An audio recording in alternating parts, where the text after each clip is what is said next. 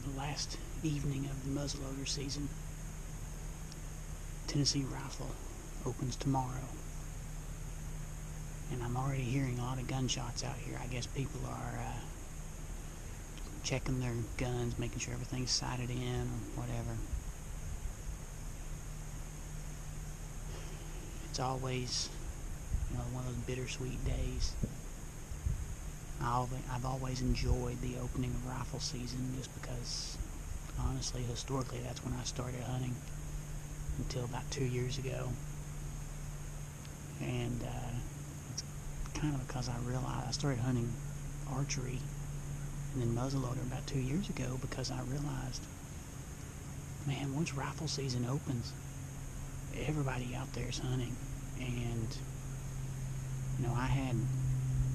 I've seen a lot of good shooters in past years on camera, and a lot of them never even made it to rifle season.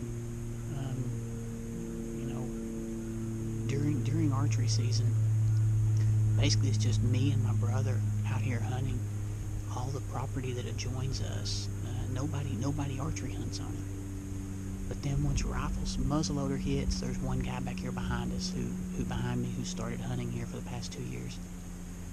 But rifle, once rifle opens, it's just blam, blam, blam, blam, blam on opening weekend. And the whole week of Thanksgiving almost is like that. And then it dies down. So, kind of one of those bittersweet things, I enjoy seeing rifle come. Opens up a lot more opportunities. But at the same time, it just means there's that many more people out there hunting. That much more pressure on the deer. They're going to be that much more spooky. Although the rut is hitting right now, so they're starting to get stupid too. But I don't know, it's just one of those bittersweet things. So this is the stand my son killed out of on the youth hunt. The persimmon trees still have a lot of persimmons in them, and they're still dropping. And I see the deer out here feeding on them quite regularly. So I'm gonna sit here this evening in hopes of having a decent doe come through, and I haven't seen any bucks up here, so I'm not really holding out any hope for a buck. But if I can get a decent doe down, get some more meat in the freezer, that allows me to focus the rest of the season on bucks. And the big buck that I missed last weekend, he's still here. He stepped out in front of me the other day, so didn't give me a shot. But I'm still hoping for a shot at redemption to make up for what I missed out on last weekend. But we'll see. Beautiful day.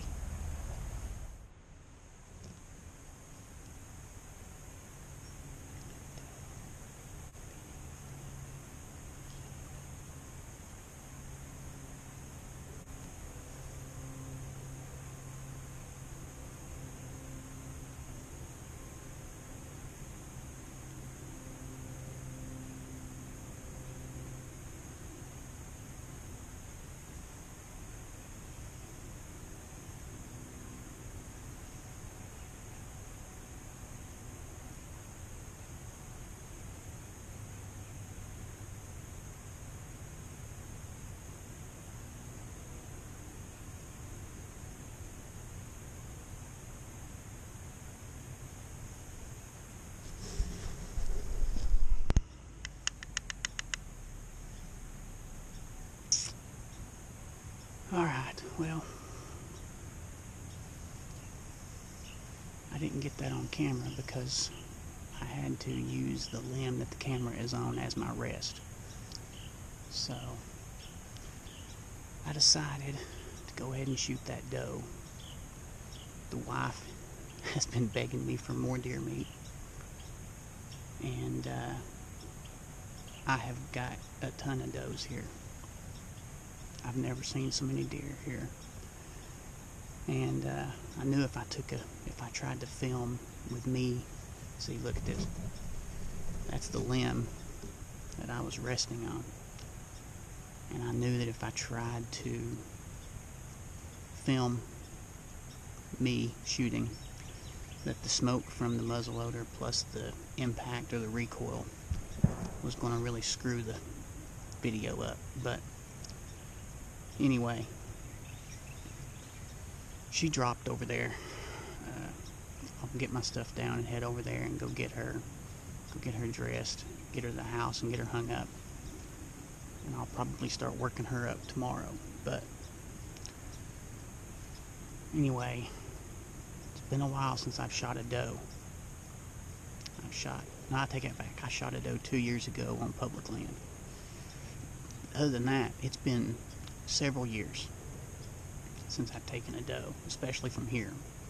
But the numbers of deer are so good right now that it doesn't hurt for me to take one. The rut's also heating up, so the bucks are starting to cruise through.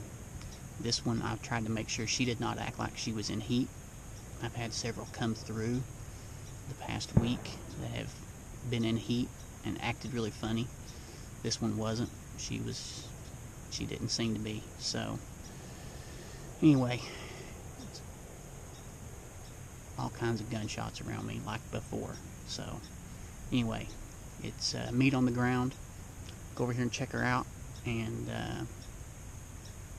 I'll pick back up here in a minute. Hey everybody, I had to switch. My my GoPro died on me as I was coming down out of the stand. But I guess first thing, that's my view. That's what I was looking at out of the stand there. And here's the funny thing. So I shot that doe back over, well, where was she? She was back over in there, kind of down in a little depression over there. And she ran to the top of this little ridge up here, this little high spot. And she's laying down here behind me. But the funny thing is, she ran towards my house. There's my house in the background. So that's a pretty easy drag to the house. But anyway, thankful, blessed to have another deer. My wife's already excited.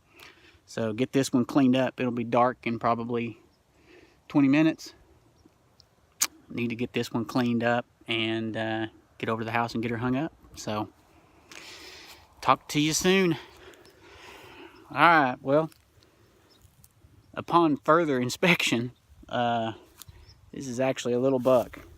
So that actually makes me feel a little bit better even.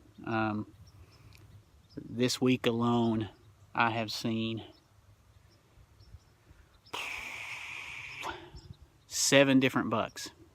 So, and one of those is one of the big 8 points that the one I missed on Saturday. But when I check trail cameras, I've got a lot more than that here. But so if I saw 7 in the past week, the other 6 were all well, there was 1 6-point, and there were 5 that were either spikes or 4s. So this one's a little button buck. You know, kind of makes me. And in Tennessee, if the antler hasn't protruded above the hairline, then you count it as an antlerless. So that's the case with this one. I tried to look for that anyway, but the only reason I could tell it was a buck when I rolled it over to start dressing it and saw the man parts there. So anyway, my son's coming out to help me here, so he's all excited. I think my daughter said she's going to come help, but it may be too cold for her. We'll see. But anyway, change of what I thought it was, but still blessed to have some meat on the ground and get it back over here and get it processed.